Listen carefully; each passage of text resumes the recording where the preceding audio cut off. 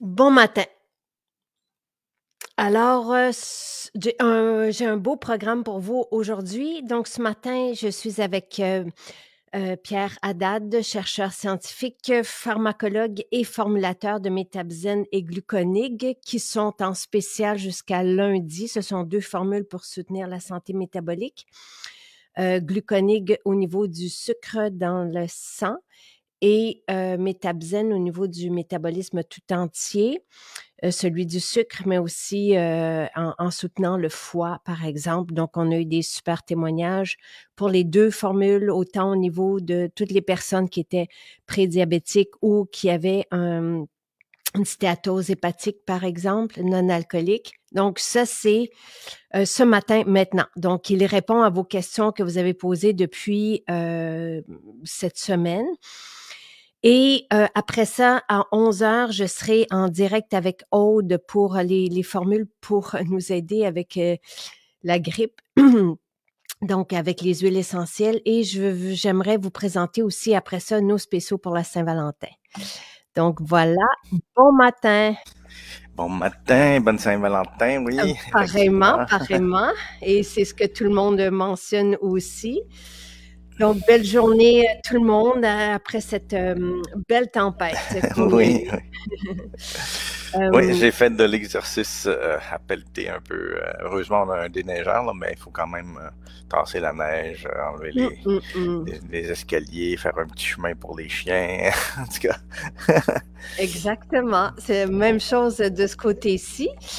On va commencer par tu vas pouvoir répondre aux questions qui ont été posées sur tes 2 formules Métabzen Gluconig que tu as présentées aussi mardi. Tu sais, si vous voulez avoir des détails, donc Gluconig se prend 30 minutes avant le repas du midi, du soir ou du matin et du midi, ou en tout cas les 2 repas les plus importants, et c'est pour diminuer l'impact du sucre dans le sang, ça c'est Gluconig.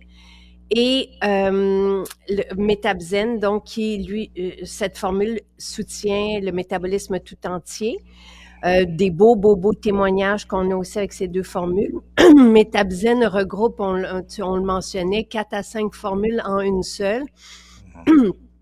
Et juste avant que j'oublie, il y a quelqu'un qui avait posé la question, tu y as déjà répondu, c'est si quelqu'un n'a plus de vésicule biliaire, est-ce qu'elle peut prendre ses suppléments? Donc, oui, ça revient régulièrement, puis effectivement, parce qu'il y a une mise en garde si on souffre de calcul biliaire, parce que le chardon-marie et le curcuma contenus dans le Métabzen vont augmenter l'écoulement de la bile, la production et l'écoulement de la bile. Fait que si on a, comme on a expliqué, là, si tu as un tuyau puis tu as une roche de poignée dans le tuyau puis tu augmentes la pression, ça risque de causer des problèmes. Donc, c'est dans ce sens-là. Mais si on n'a plus la vésicule biliaire où ça concentre la bile, donc c'est là où il y a le plus de risque de génération de ces pierres-là, parce que c'est concentré, donc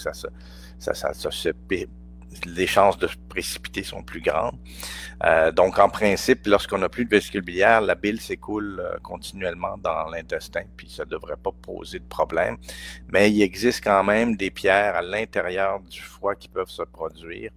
Donc, il faudrait vraiment avoir l'avis d'un hépatologue dans ce cas-là. Je ne sais pas si les personnes sont à risque. Oui, c'est ça. S'ils en ont déjà eu, ils sont peut-être à risque, puis c'est mieux de vérifier ça.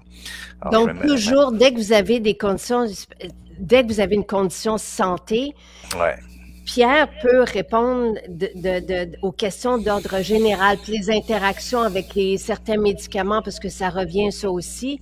Mais après ça, c'est pas une consultation santé. Non, c'est ça. Puis il y a des questions des fois qui ont pas rapport avec ce qu'on a parlé, puis qui sont si on a la ménopause ou l'ostéoporose, qu'est-ce qu'on peut prendre? Ben là, c'est une consultation. Je réponds pas à ces questions-là pour l'instant. Là. Fait que c'est ça, je suis pas professionnel de la santé, donc Jean-Yves, par exemple, lui est pharmacien, il pouvait faire des consultations, il est dans un ordre professionnel. Moi, je le suis pas, donc... mais là, il ne l'est plus, il ne fait plus de consultation. Non, c'est exactement. Donc, il approche de la retraite. Il a travaillé fort toute sa vie. Je pense C'est qu'il ça. il Donc, mérite c'était bien. une belle ressource pour avoir justement ce type de Ouais. consultation, mais il l'a annoncé depuis janvier, il ne prenait plus de nouvelles Exactement, personnes. Donc, exactement. Non, tu fais bien de le noter, là. ouais, Alors, je les ai devant moi, là. Je vais y aller parfait. pas dans un ordre particulier, celui qui a été donné. En fait, la première, c'est « Et si on prend la vitamine D, doit-on arrêter? » Alors, j'ai assumé que c'était par rapport à Métabzen qui en contient. Et puis, c'est 500 unités internationales de vitamine D dans chaque capsule de Métabzen. Donc, ça dépend beaucoup de quelle dose on prend. Alors, j'ai déjà expliqué là, les apports nutritionnels recommandés qui sont de l'ordre de 600 unités internationales par jour pour les personnes entre 9 et 69 ans, puis ça monte à 800 unités pour les personnes de 70 ans et plus par jour. Donc, par contre, la dose maximale tolérable, là, que l'apport maximum tolérable émis par Santé Canada, c'est de 4000 unités par jour. Donc, si vous vous situez dans la fourchette, alors moi, je ne sais pas combien elle prend la dame en question, mais il faut regarder le total de tout ce que vous prenez dans une journée et si ça se situe entre 600 et 4000 unités internationales par jour, ça devrait être correct. En sachant que c'est ça, c'est 25 microgrammes qui équivaut à 1000 unités, parce que c'est ça, vous pouvez trouver les tables de conversion là, sur Internet facilement. Là. Alors ça, c'est pour une première, puis il y en a un autre qui ressemble à ça que je vais revenir un peu plus tard. Là.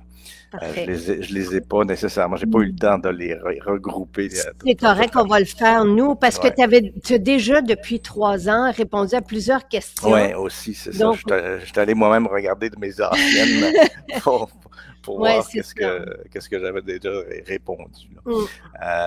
Alors, ça, c'est une question intéressante. Est-ce que vous pouvez me parler de la berbérine avec thé vert pour métaboliser sucre et gras et comment ça se compare avec Métabzen? Alors là, c'est un autre... La berbérine, c'est un alcaloïde qui est présent dans plusieurs plantes, puis qui agit un peu comme la metformine, qui est un médicament là, utilisé pour baisser la glycémie chez les diabétiques. Ça améliore la sensibilité à l'insuline, puis ça amène donc une meilleure gestion des sucres et des graisses. Ben, dans le Métabzen, on a 3 plantes qui font aussi un effet semblable, le ginseng américain, la nigelle et le chrome, qui agissent tous pour améliorer la sensibilité à l'insuline. Donc, dans ce sens-là, ça se compare. Lorsqu'on regarde maintenant le thé vert, lui, il contient des catéchines. Ça, c'est des polyphénols qui ont des effets bénéfiques aussi sur le métabolisme et les sucres. Ils améliorent eux aussi la sensibilité à l'insuline, pardon.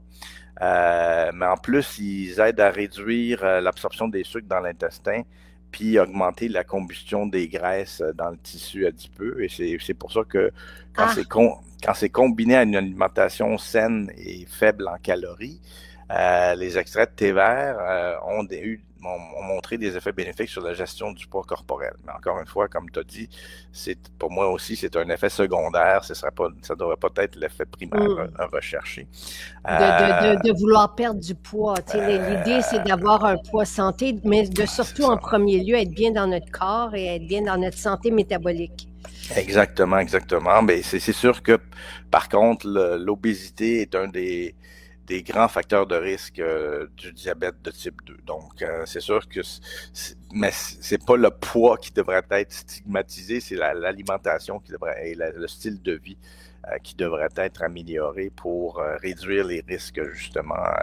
Et l'extrait de thé vert, là, oui. Il y a une mise en garde si on a un souci avec le foie. Et là, il y a une personne, te souviens-tu l'an dernier, qui a eu des troubles suite à la prise de thé vert au Canada, là, je me souviens plus où. Ça fait l'objet d'émissions et d'enquêtes et de trucs, parce qu'il suffit qu'une personne avec un produit de santé naturelle ait un trouble, que là, ça se répand comme quoi que c'est dangereux, les produits de santé naturelle, et c'est ce qui avait été, c'est ce qui avait circulé, ce qui fait que moi, parce qu'on avait un extrait de thé vert, un beau thé vert du Japon deux sources, puis je l'ai retiré à cause de tout ça, puis je me suis dit, j'ai pas envie de rentrer dans les controverses, mais Ouais. c'est vraiment Ben, dommage. malheureusement, c'est ça, les gens profitent, c'est un gros marché, là, la gestion de poids. Et malheureusement, il y a des choses, il y a l'éphédrine aussi a été retirée. Là, l'éphédra, c'est une plante là, qui contient, et c'est des stimulants qui font brûler des calories et tout ça, mais c'est dangereux de jouer un peu là-dedans. Là. Il y a même dans les années 20 ou 30, je me rappelle, c'est le 2,4-dinitrophénol qui découple les mitochondries. En tout cas, ça fait... C'est comme je fais l'analogie entre un moteur manuel, là, si on veut, puis que quand on enfonce la pédale d'embrayage puis qu'on donne du gaz, ben ça fait tourner le moteur, puis ça fait générer de la chaleur. Et mais ça fait pas avancer la voiture. Et c'est un peu ce que ça fait quand on découple les mitochondries. La chaîne d'électrons tourne, mais on génère pas d'ATP.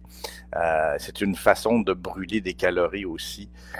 Sauf que ça crée des changements de pH puis de l'acidose métabolique, et il y a des gens qui sont décédés à cause de ça. Donc, il faut faire vraiment attention avec tous les produits là qui sont qu'on clame, parce qu'on a accès malheureusement au marché américain facilement par Internet. Alors, Santé Canada, justement, est un peu un chien de garde pour que ces allégations-là soient pas permises au Canada. D'ailleurs, je pense que le thé vert, c'était simplement que ça peut aider à la gestion de poids, mais dans un contexte Exact. Si on change de style de vie. C'est ça, c'est pas juste le thé vert qui va vous amener ça.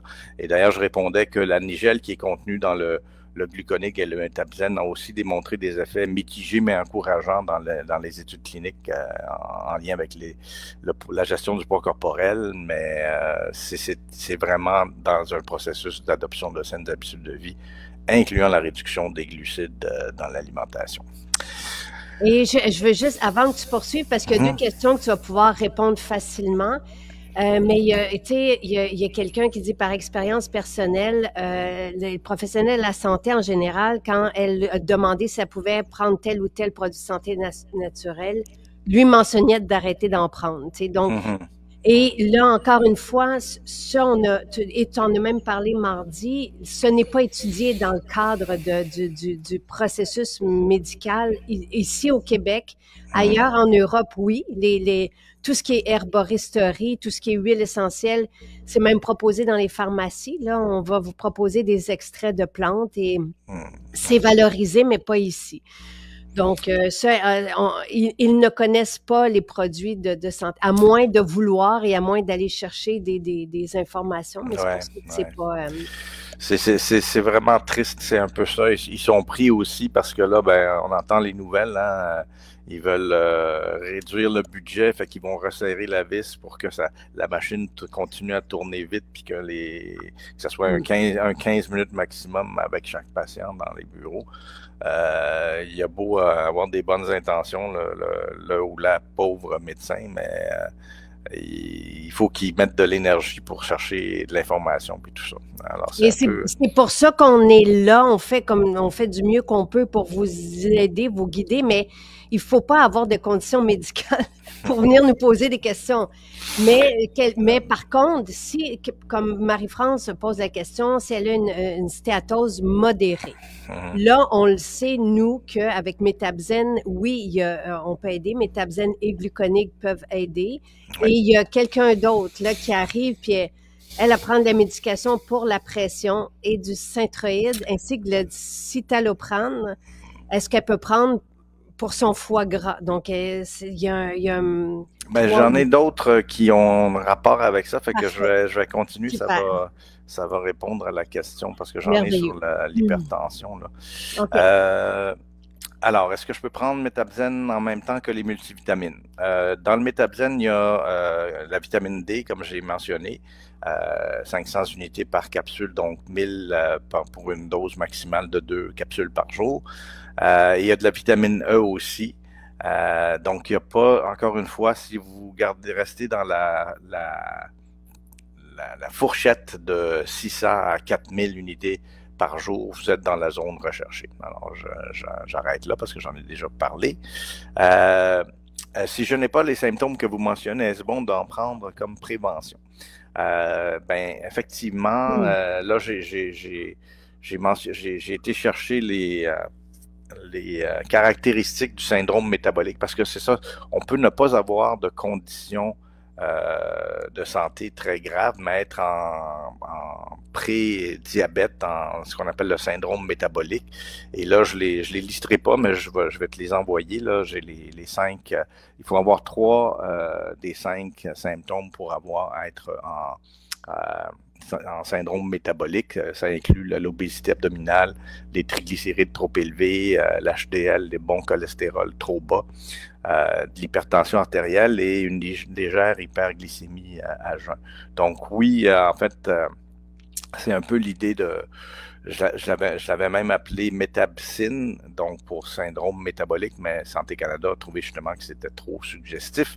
Et j'ai réfléchi, puis j'ai pensé à métabzène, que je trouve qui est encore un meilleur nom que métabsine, parce que les gens connaissent pas le syndrome métabolique, fait que ça n'aurait pas eu le même. Tandis que là, la zénitude du métabolisme, je pense que ça plaît. Et il y en a beaucoup qui disent que c'est un beau nom parce qu'elles ont une meilleure digestion, il y a plus de reflux avec le métabzène, fait que c'est approprié aussi, là. Ouais. Alors, 2 autres questions qui sont semblables. Avec l'hypoglycémie, peut-on prendre métabzène? Et gluconique pour l'hypoglycémie serait-il intéressant? Alors, là, c'est important de faire attention parce que avec ces produits-là, on cherche à aider à contrôler le sucre dans le sang. Donc, le métabzène contient 3 composantes qui peuvent aider à mieux gérer le glucose, dont le ginseng américain, la nigelle et le chrome, comme j'ai dit. Alors que gluconique, de son côté, lui, réduit la digestion et donc l'absorption du sucre. Et donc, les 2 produits peuvent contribuer à faire baisser la glycémie. Alors, il faut être très prudent si on souffre déjà d'hypoglycémie. Moi, je recommande fortement d'obtenir l'avis et le suivi d'un professionnel de la santé et si on se pique déjà, là, de vérifier sa glycémie parce qu'on peut tomber encore plus en hypoglycémie dans ce cas-là. Ça vient de quoi l'hypoglycémie, Pierre?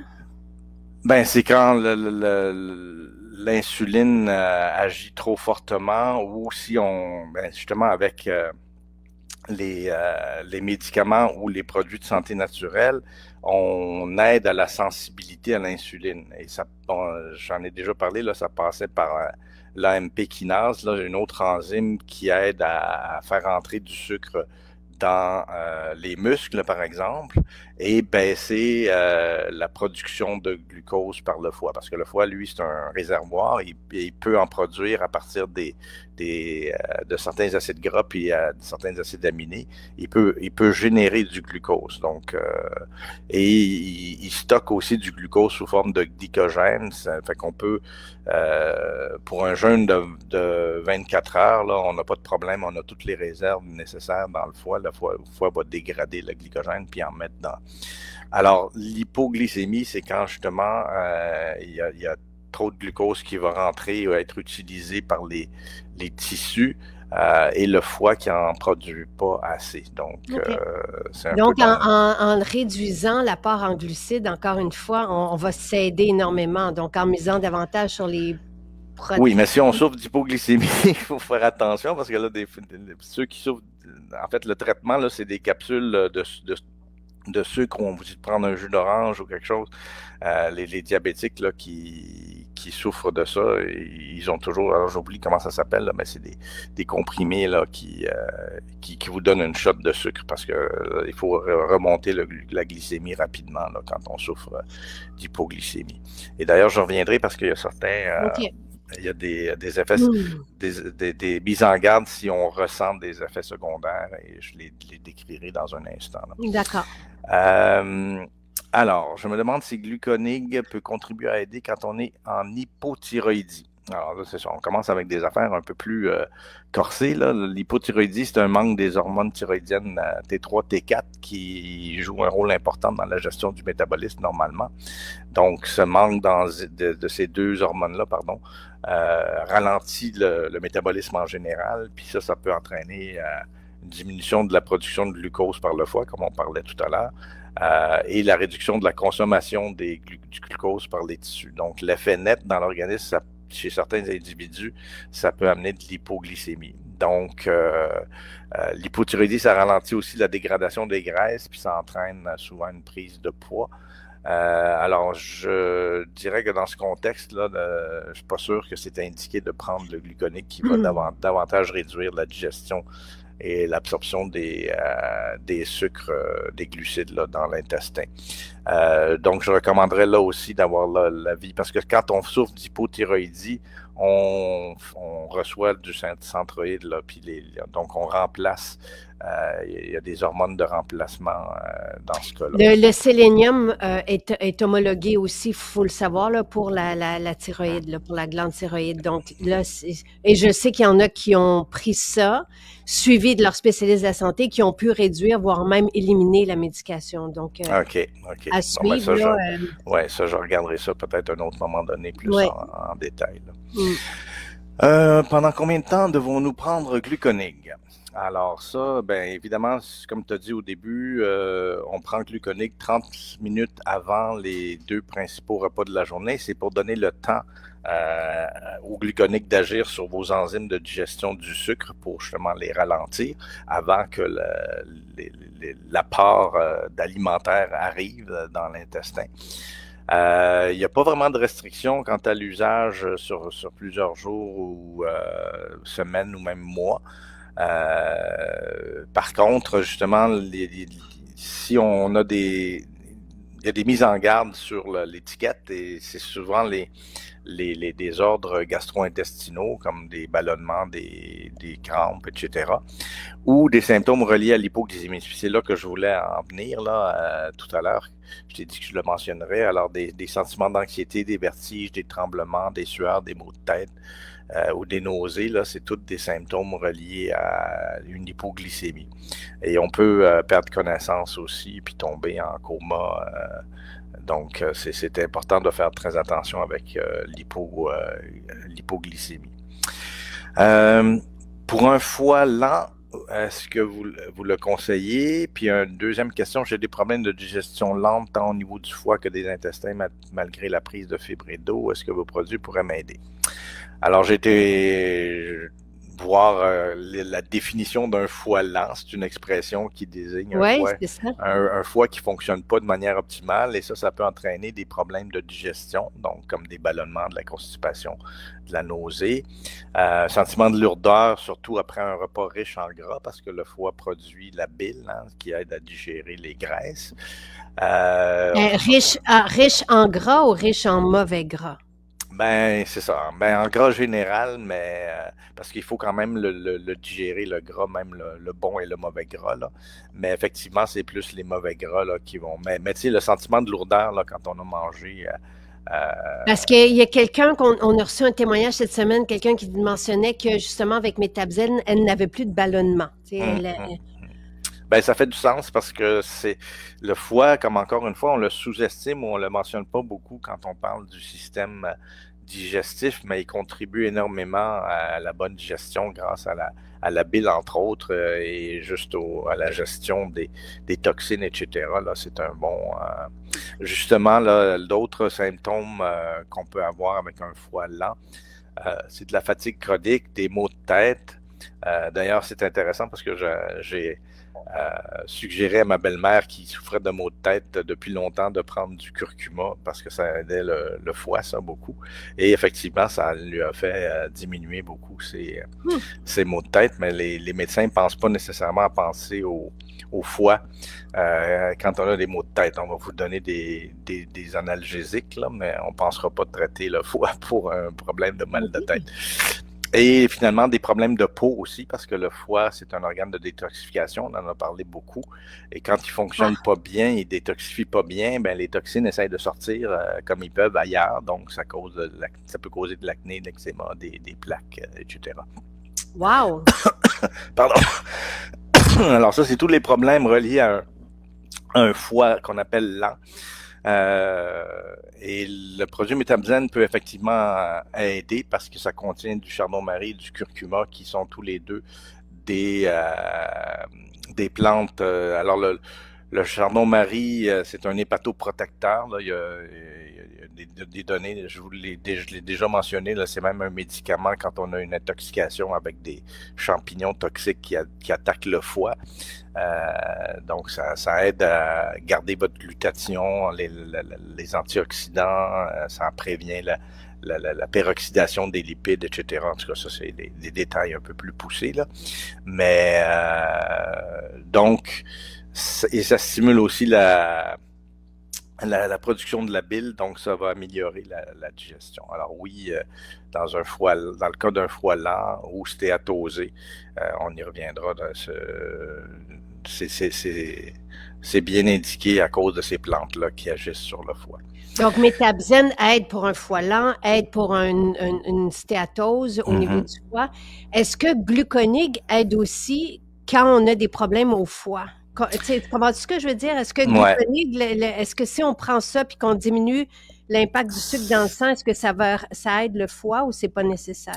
C'est moins relié. C'est moins relié. Okay. Ça va aider le métabolisme général et c'est plus le pancréas là, qui souffre parce qu'il reçoit souvent une vague de glucose, puis il doit produire de l'insuline, puis il y a de la fatigue à la longue, puis le glucose élevé et les acides gras élevés en circulation ont une certaine toxicité et ça finit par attaquer les cellules bêta du pancréas qui produisent de l'insuline. Et c'est là où on devient vraiment diabétique, quand on commence à perdre des cellules du pancréas, c'est que là, on n'arrive pas à produire suffisamment d'insuline pour maintenir. Alors, le pancréas, il travaille fort, puis il réussit à compenser quand on est en pré-diabète. Souvent, notre glycémie à jeun va être quand même normale, mais l'insuline va être beaucoup plus élevée et c'est pour ça qu'on le détecte avec le fameux test après un repas, parce que là, on sait à quel niveau à peu près ça monte normalement et même la surface sous la courbe après une prise d'un bolus de glucose. Fait que c'est par ces tests-là qu'on peut vérifier ça, là. Okay. Et je veux juste, on peut prendre sélénium, vitamine D et la vitamine, la totale, Metabzen ensemble. Gluconig, c'est avant les repas. Oui. Si on fait du Gestox, donc Gestox, on ne prend pas Metabzen en même temps. C'est vraiment Gestox. Détox et Gestox, on ne devrait pas les combiner effectivement avec Metabzen. Avec Metabzen, là, on en a parlé, là, la séquence qu'on vous propose, c'est Détox 1 semaine, Gestox 3 semaines et Metabzen par la suite pour maintenir. Là. Et ça, on peut le répéter à quelques reprises dans l'année, là, par exemple au changement de saison ou après des périodes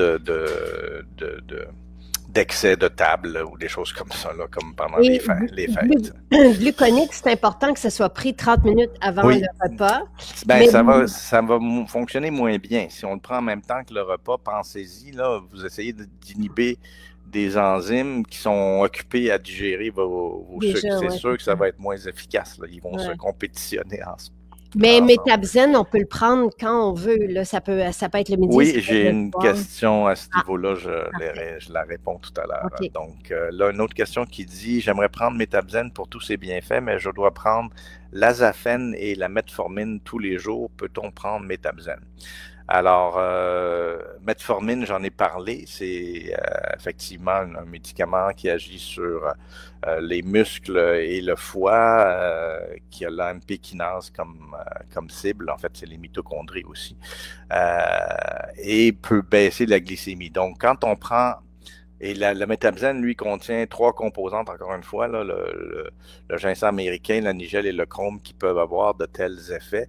Alors, si on peut les combiner ensemble, mais ça peut avoir un danger d'hypoglycémie. C'est comme si on rajoute des médicaments, des agents pharmacologiquement actifs, comme, Comme tu le dis, C'est j'aime ça. bien reprendre ça parce que Oui, les oui. produits de santé naturelle, c'est aussi pharmacologiquement actif. Donc, Exactement, exactement. on Donc, est en... c'est comme si votre médecin vous rajoutait un autre médicament pour aider à gérer le glucose, puis il va vous dire, ben, vérifiez votre glycémie, faites attention. Alors, il faut que ça soit utilisé. On peut le combiner, mais je vous suggérerais fortement d'avoir un accompagnement professionnel et de tester sa glycémie régulièrement. Et là, quelqu'un pourrait demander, oui, mais disons que je prends déjà un médicament. Est-ce Oui. que c'est mieux de prendre un produit de santé naturel si je suis capable de retirer tranquillement mon médicament puis de remplacer par un produit de santé naturel? Ben, écoutez, c'est une question épineuse un petit peu parce que je veux pas mettre, tu sais, comment dire, les médicaments contre les produits de santé naturelle. Les deux sont utiles.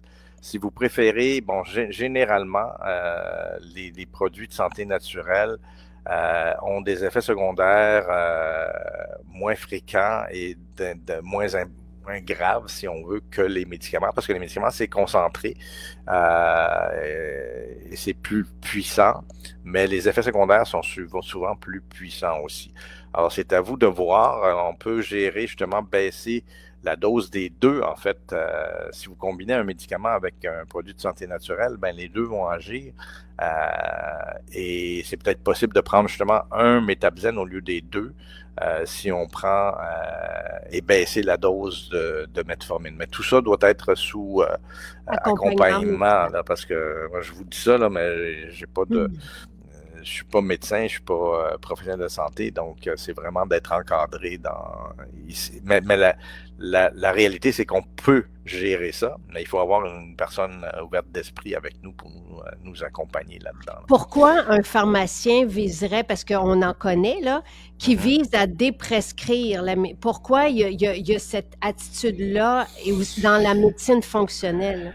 Ben écoute, ça aussi c'est une question Épineuse. intéressante. Ben Ouais. pas épineuse, il y a un mouvement parce qu'effectivement, et c'est pas seulement les médecins là, qui ont le crayon facile à prescrire quelque chose. Les gens s'attendent. Ils se présentent chez le médecin, ils s'attendent à sortir avec le bout de papier, la prescription. Là. C'est pas juste les médecins qui sont en cause, c'est notre système qui, au lieu d'être une prise en charge de sa propre santé, on délègue ou on cherche à être pris en charge par quelqu'un d'autre. Là, c'est un autre débat, là, mais la déprescription, c'est effectivement, c'est parce que là, on rajoute un médicament, ça donne des effets secondaires, donc on va te donner des antiacides, puis hop, des anti-inflammatoires, puis ça cause des problèmes, puis hop.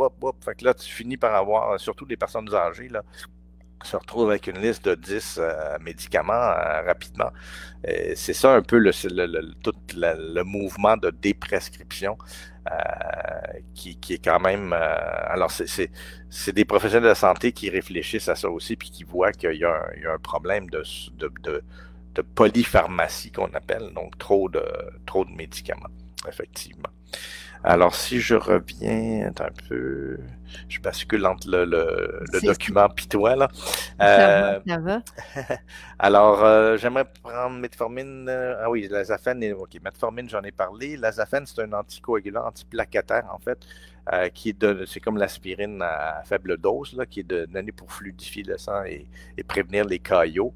Là aussi, ce serait bon d'avoir l'accompagnement et l'avis d'un professionnel de la santé parce qu'il existe un risque faible d'interaction avec certains composants contenus dans le métabzène. En général, ça devrait être sécuritaire. C'est pas comme le warfarin ou d'autres anticoagulants qui ont un risque de saignement important qu'il faut faire attention. Là. Alors maintenant, l'hypertension. Hypertension, est-ce OK de prendre le métabzène? Peut-on prendre le métabzène avec de la haute pression? Deux questions.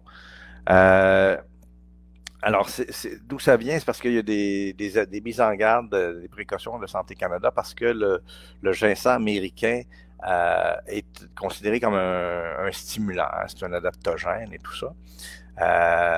Mais par contre, les études cliniques, ce qu'ils ont montré, c'est que ça a des effets bénéfiques sur la gestion de la pression artérielle. Ça a tendance plutôt à la baisser dans les études cliniques.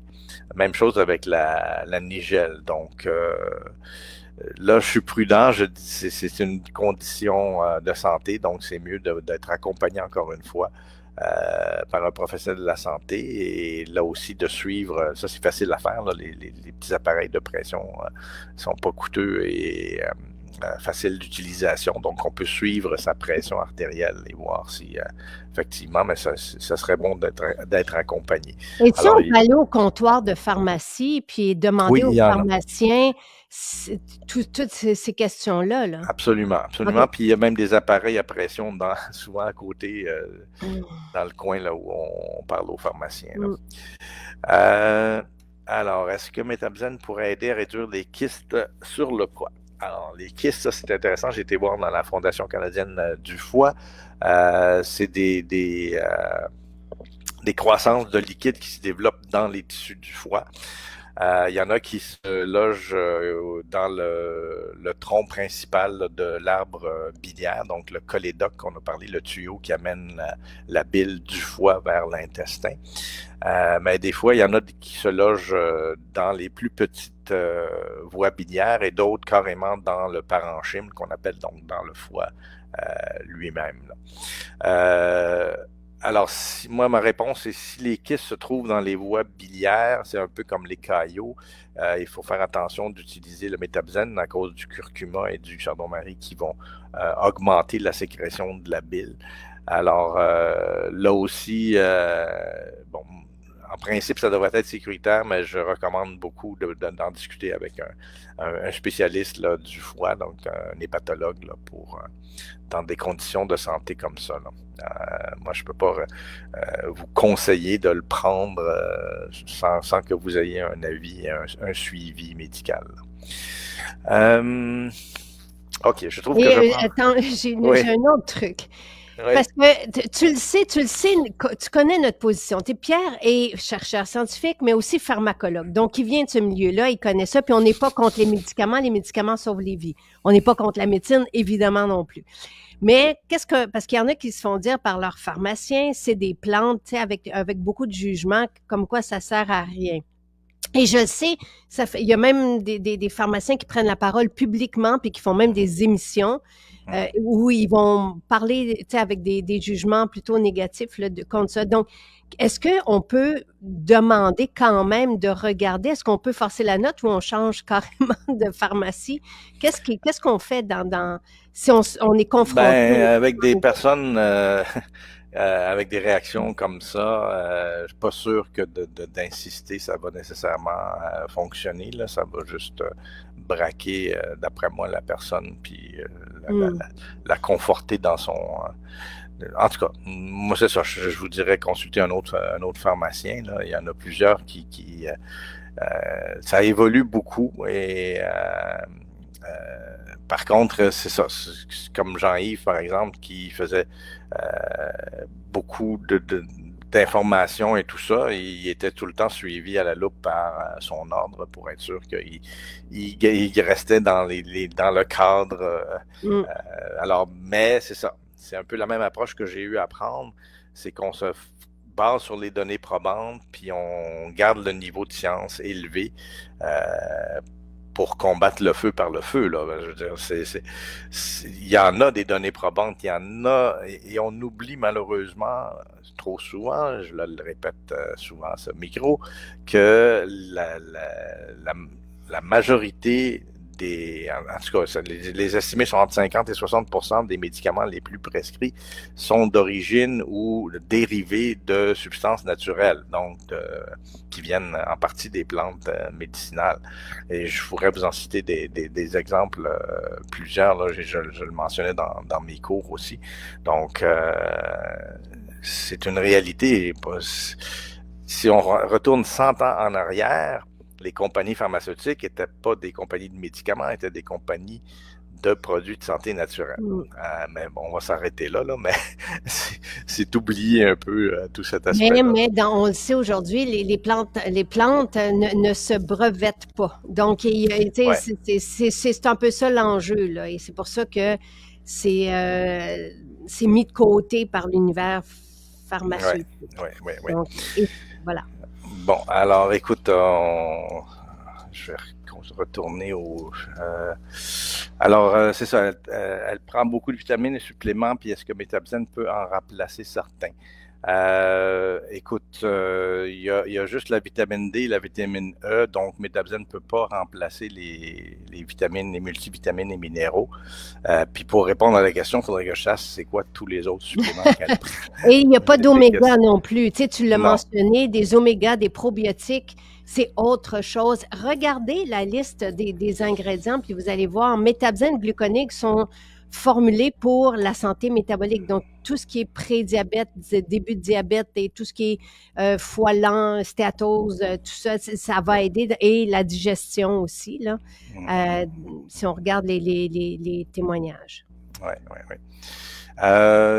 Bon, des questions là aussi, combien de Métabzène par jour pour un homme de 65 ans avec mauvais cholestérol à 4 et pas de médicaments pour l'instant? Ben écoutez, la personne peut prendre les 2 capsules de Métabzène par jour. Ça serait convenable, là, si la personne ne prend pas de médicaments puis il n'y a pas d'autres. Et le mauvais cholestérol peut être aidé par certains des composantes, effectivement, comme le ginseng américain puis la nigelle. Est-ce que gluconègue aide dans le cas de résistance à l'insuline? Oui, c'est effectivement la nigelle qui est contenue dans le gluconègue a montré des effets bénéfiques pour améliorer la sensibilité à l'insuline. Est-ce qu'on peut prendre gluconègue seulement quand on prend un repas copieux? Oui, aussi. Là, ça aide à ralentir la digestion des sucres, donc particulièrement lors d'un repas copieux. Métabzène remplace-t-il les probiotiques ou prébiotiques? Ben, en fait, la personne a écrit probiotique 2 fois, mais je pense que c'est prébiotique et probiotique qu'elle voulait dire. Alors là, avec toutes les plantes médicinales qu'il y a dans Métabzène, là, il y en a 4, là, le ginseng américain, la nigelle, le chardon-marie et le curcuma. Toutes ces plantes-là contiennent des polyphénols et ça a été démontré que les polyphénols peuvent agir comme des prébiotiques. Par contre, ça ne remplace pas les fibres comme le psyllium, ni les probiotiques. Donc, on peut facilement les prendre de manière concomitante et sécuritaire, par exemple, avec le Métabzène. D'ailleurs, c'est ça, je pouvais pas, à un moment donné, là, il y a question des fibres, c'est 2 cuillerées à thé. On peut pas mettre ça dans des petites capsules. Là. Non. Puis il y en a qui en vendent en capsules. Faites attention, là, vous faites avoir. Si vous achetez des capsules des capsules de fibres. De fibres, oui. Il faudrait en prendre une vingtaine, une trentaine, je sais pas trop, là, mais en tout cas, c'est un peu fou, là. On peut pas concentrer. On peut concentrer des extraits de plantes, mais on peut pas concentrer les fibres, là, d'après moi. Est-ce qu'on peut prendre Métabzène tout le temps? Parce que moi, j'en prends à chaque jour depuis sa sortie. Deuxième question semblable, est-ce qu'on peut prendre Métabzène longtemps? Alors oui, Métabzène peut être pris sur une période plus prolongée. Par contre, je l'ai déjà mentionné ici, il est possible et parfois même souhaitable de prendre des pauses de quelques jours à quelques semaines et à quelques reprises pendant l'année. D'ailleurs, c'est ce que recommande l'herboristerie traditionnelle occidentale. Parce qu'il y en a beaucoup, là, j'essaie d'aller vite. Le temps va...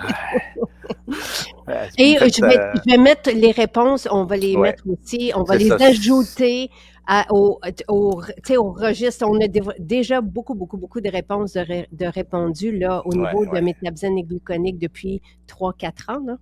Ouais. Alors, je sais que nous ne parlons pas de perte de poids, mais est-ce que ces formules peuvent aider dans un processus de changement d'habitude alimentaire et physique après 50 ans? Je l'ai déjà répondu avec l'autre question, oui, mais dans un contexte justement d'adoption de saines habitudes de vie et la réduction des glucides dans l'alimentation. La fameuse question, j'ai le foie gras, j'ai pas de vésicule biliaire, est-ce que je peux prendre détox ou métabzène ou les deux? Oui, même je l'ai expliqué tout à l'heure. Par contre, on peut pas prendre les deux produits en même temps. La détox et le métabzène, encore une fois, là, c'est détox 1 semaine, gestox 3 semaines, métabzène par la suite. J'aimerais savoir quand on peut prendre le métabzène. Ben ça, on peut le prendre avec ou sans aliments. On peut prendre les 2 capsules en même temps ou une le matin, une le soir. Il n'y a pas d'indication particulière dans ce cas-là. Là, une dame qui prend un médicament pour la pression, aussi un médicament pour la glande thyroïde, capsule de vitamine D, médicament de Synthroïde. Elle a des points sur le côté droit, donc elle prend du Chardon-Marie et du Camus-Camus. Elle a une vertèbre fracturée, elle fait de l'ostéoporose. Est-ce que je peux prendre métabzène? Bon, moi, j'ai été très simplement, si elle prend déjà du Chardon-Marie, c'est pas recommandé d'ajouter du métabzène, ou en tout cas, il faudrait vraiment regarder les doses, là, parce que c'est... Et quand c'est des cas très complexes comme ça, là, je me sens vraiment mal à l'aise il faut vraiment être accompagné quand on a beaucoup de problèmes de santé comme ça. Là, c'est vraiment d'être accompagné par un professionnel de la santé. Il en reste quelques-unes. Alors, celle-là aussi, c'est plus compliqué. C'est est-ce qu'il y a une contre-indication en cas de foie gras, hépatite B et cirrhose relativement à la prise de détox? Les conditions qui sont décrites sont sérieuses. Là, majeur, quand on est rendu à... Alors, moi, je dis consulter un hépatologue, là, parce que moi, je ne répondrai pas à ça. Là, il faut voir là, si en théorie, c'est des plantes qui aident, mais dans un cas complexe comme ça, là, je ne peux pas me prononcer du tout. OK. Première question. Bon, ça, c'est une longue question. À savoir, elle est mêlée, elle a dit même s'il y a eu des réponses, là, est-ce que je peux prendre mes suppléments tous en même temps si je prends les fibres et tout ça? Bon, alors, je réponds que c'est plus optimal d'attendre 1 à 2 heures après la prise de fibres avant de prendre d'autres suppléments. Par contre, les autres suppléments peuvent être pris ensemble sans problème. Quant au moment de la journée pour les prendre, il n'y a pas de prescription particulière. Si le moment du lunch ou du souper, c'est un moment propice pour vous, vous pouvez choisir de prendre vos suppléments avant un de ces repas-là. Deuxième question de la même personne, différence entre soutien santé et la totale. J'ai lu dans plusieurs commentaires que nous ne sommes pas malades. Si nous ne sommes pas malades, soutien santé serait encore mieux, ou d'alterner entre les deux. Moi, je dis qu'il n'y a pas vraiment de contre-indication. La totale, c'est un multivitamine et minéraux. Soutien santé, c'est un mélange de plantes pour vieillir en bonne santé ou soutenir la bonne santé. Exactement. Ouais. Donc, pour moi, les deux produits sont compatibles, même sur une base journalière. Il en reste peut-être 1 ou 2, ou 3 ou 4 ou 5. plus ça va, plus il y a des questions, mais c'est bien. Et encore une fois, toutes les réponses sont sur le site après. Donc, tu sais, ça fait aussi un... On est en train d'écrire une Bible. Alors ici, je voulais savoir pourquoi le stéarate de magnésium n'est pas suggéré dans certains produits de santé. Alors là, je suis un peu perplexe parce que le stéarate de magnésium, c'est principalement utilisé comme agent anti-agglomérant et lubrifiant lorsqu'on fabrique les capsules pour éviter que la poudre colle. On n'a pas le choix. Là, et c'est pas un ingrédient considéré médicinal. Donc, non, exact. Il est juste un ajout. Et ce n'est pas considéré comme un magnésium, comme un supplément de magnésium. Non plus, non. C'est juste là pour... C'est très peu, c'est très peu. C'est ça. Question intéressante, est-ce que la prise de suppléments vitamines en capsule brise le jeûne? Alors là, ça, c'est intéressant. Généralement, les produits de santé naturelle, incluant les vitamines et minéraux, ils contiennent que d'infimes quantités des macronutriments, les glucides, les lipides et les protéines. Donc, dans ce sens-là, je ne considère pas que ça brise le jeûne, surtout si on les prend avec de l'eau et si on les prend avec du jus, par contre, là, on brise le jeûne. Alors, c'est plus de les prendre. Alors là, si on est musulman puis qu'on fait le ramadan, ça, c'est une autre question. C'est plus compliqué à savoir si ça brise vraiment le jeûne ou non. Ça, je vais essayer d'avoir de mes amis, des gens plus connaissants comme moi, là, si c'est considéré ou non la prise de médicaments ou de suppléments, si ça brise le jeûne. Alors, je reviendrai avec ça à un autre moment donné. J'ai eu une réaction au Gestox, visage rouge, enflé et chaud. Tout a bien été avec détox. Je me demande pourquoi. Avant de commencer le détox, je prenais le Métabzen et tout était OK. Alors moi, les seules choses qui me font soupçonner, c'est j'ai été voir dans Gestox les deux composantes qui ne sont pas présentes dans les autres, c'est le marronnier d'Inde et le trèfle rouge. Donc, il y a peut-être une intolérance à l'une de ces deux plantes-là.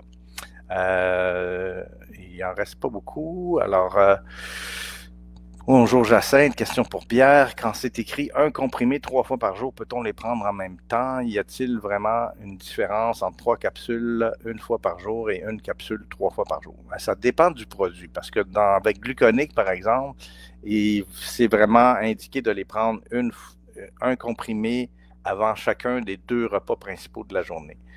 Dans d'autres cas, comme soutien santé, par exemple, il n'y a pas de problème à prendre les 3 capsules en une seule fois ou de répartir les 3 comprimés à 3 reprises dans la journée. Donc, c'est pas vraiment très grave de faire ça. C'est la dose journalière qui est importante à avoir.